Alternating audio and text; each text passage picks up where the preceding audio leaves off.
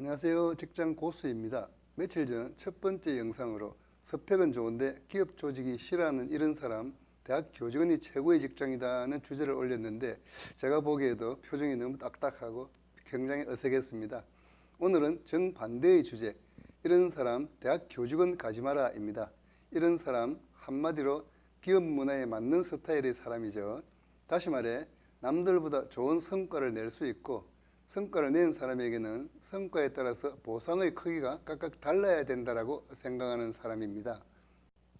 그러면 왜 이런 사람들은 대학 교직원으로 가면 안 될까요? 기업은 성과를 중시하는 목표 지향주의 문화입니다. 그렇기 때문에 보상을 크게 해주죠.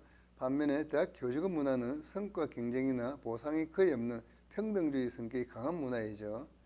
또한 기업에서는 성과가 아주 우수한 사람과 미진한 사람이 같이 근무하기가 힘든 문화입니다. 성과가 미진한 직원에 대해 저 사람이 우리 조직의 성과를 갉아먹고 있다라는 이런 시각들을 가지고 있기 때문에 그런 사람은 바로 도태되어 버립니다.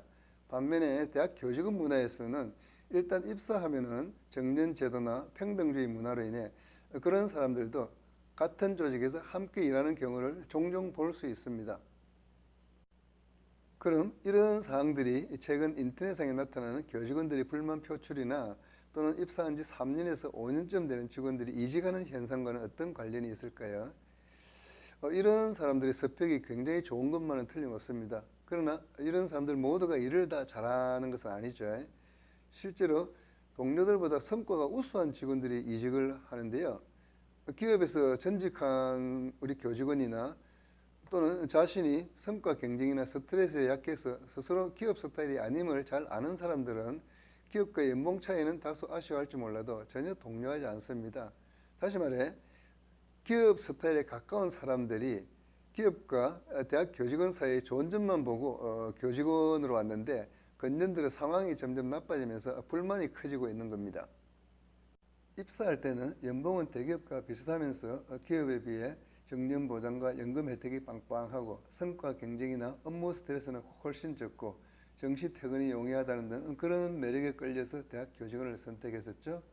그런데 대학 등록금이 동결되는 등 주변 여건이 악화되면서 교직원 급여가 기업과 대비해서 격차가 점점 벌어져 서울 소재 상위권 대학 합격자라면 내가 연봉을 2천만 원 정도나 적게 받고 있구나 라고 느낄 정도로 격차가 커져 버렸습니다.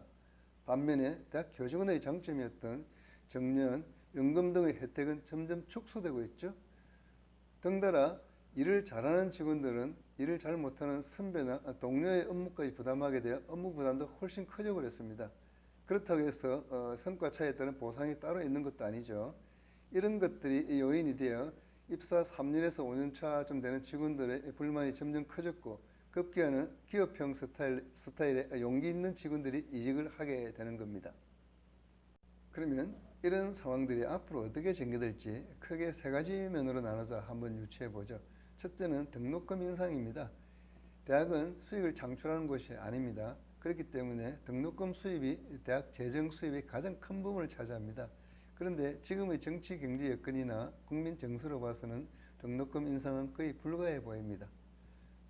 두 번째, 대학 학령 인구의 감소입니다. 지금 대학 정원이 약 51만 명 정도 되는데 대학을 가고자 하는 사람들의 숫자가 점점 축소되면서 내년부터는 당장 대학 정원이 더 초과되는 거죠. 4년 뒤인 2023년도에는 51만 명 대비해서 11만 명 적은 40만 명으로 대학 희망자가 줄어듭니다. 11만 명 정도면은 대학을 40개에서 50개 정도 없애야 되는 규모죠. 서울의 메이저 대학이나 지방의 상위권 대학들은 당장 큰 충격은 없겠지만 지방의 하위권 대학부터 시작해서 그 충격이 점점 확산되리라고 보여집니다. 결국 대학 교직원의 고용 안정성도 점점 훼손되어질 것이다 라고 보여집니다. 셋째는 대학 구조조정 강화입니다. 대학 재정이 어려워지면서 많은 대학들이 정부 또는 교육부 재정 지원 사업 확보를 위해 신규 교원을 확보하는 등 많은 노력을 기울이고 있습니다. 결국 이런 것들도 또 다른 신규 재원을 요하게 되는데 결국 기존의 교직원들에게는 또한 어려움을 가중하는 그런 요소가 될 것입니다.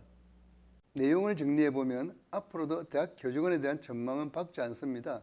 지금 대학 교직원을 준비하고 있는 여러분의 스타일이 혁신과 보수, 창조와 유지, 도전과 안정, 능동과 수동 등 과연 어느 쪽에 가까운지 잘 판단해서 기업과 대학 교직원 중에서 여러분에게 맞는 곳을 먼저 결정해야 됩니다. 그러지 않으면 교직원으로 입사하여도 지금 고민하고 있는 직원들처럼 여러분도 같은 어려움에 처할 수 있습니다. 오늘 얘기 마칩니다. 도움이 되었다면 구독 부탁합니다. 감사합니다.